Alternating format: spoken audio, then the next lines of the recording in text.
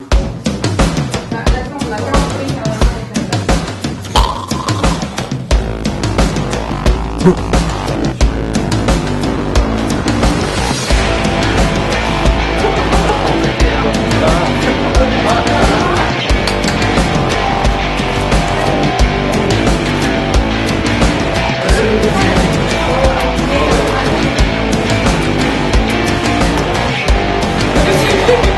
voilà.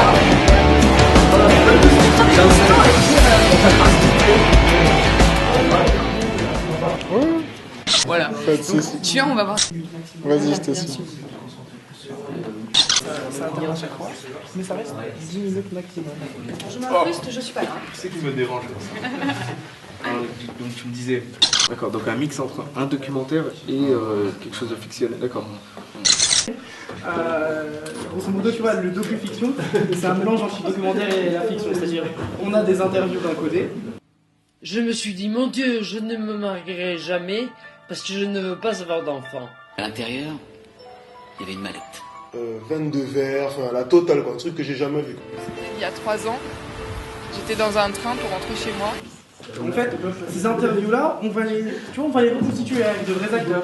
C'est-à-dire d'un côté, on a quelqu'un qui nous raconte sa vraie histoire, mais de l'autre, on va ramener des acteurs qui vont jouer ce qui s'est passé à ce moment-là de la vie de cette personne. Non mais recréer les événements avec des acteurs. Oui, avec des acteurs. Des événements que quelqu'un nous a racontés dans une interview. Ouais, ok. Donc bref, après, à un moment donné, tu vois, dans ces interviews, il y a toujours un moment clé, quelque chose de déterminant, de marquant. Bah, en fait, nous, c'est là qu'on fait intervenir le concept « Et si ?» la série « Et si ?»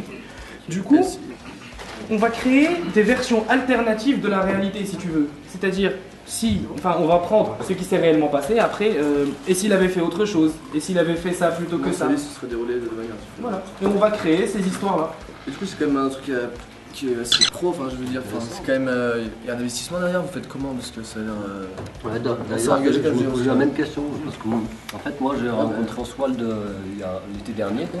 C'est lui qui m'a proposé d'intégrer le projet. Moi j'ai fait une formation de sound designer, donc ça serait pour la technique du son. Et par hasard, la question que je me posais c'était de savoir est-ce que vous avez prévu, est-ce que vous avez un budget derrière, parce que pour le son j'aurais forcément besoin de matos.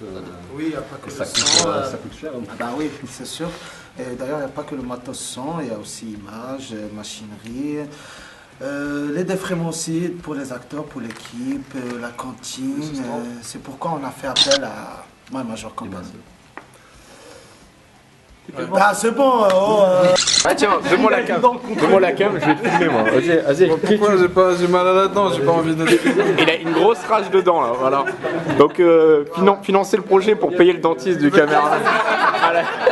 Bon, on dit merci My Major pour le futur. Merci Major. Voilà. Allez, coupez, c'est où déjà? Voilà.